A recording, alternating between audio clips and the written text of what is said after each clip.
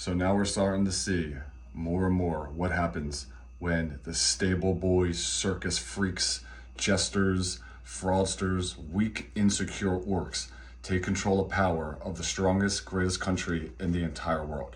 This is what happens when these podcast bros spitting conspiracies, dividing Americans just for likes and profit.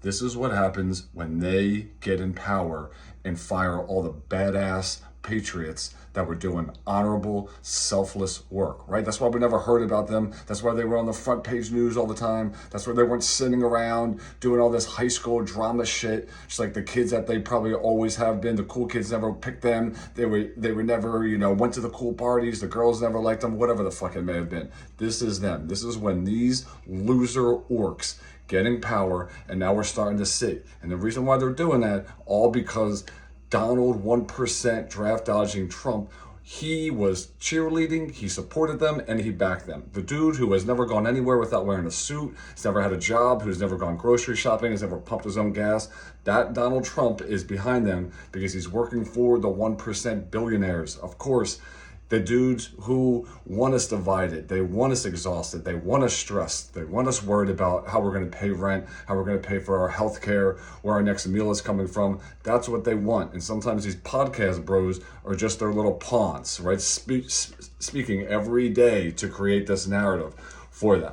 So, right, Trump needed their votes, so he lied and he brainwashed to them, and then he got these little podcast bros into office, into the White House, and now they're realizing it's hard work and they're showing their true colors. It looks like little Bongino podcast bro is out because it's hard work being in the FBI, no shit, and he wants to go back to being on his podcast where he can just lie and he'll get paid for it because it was easy back then.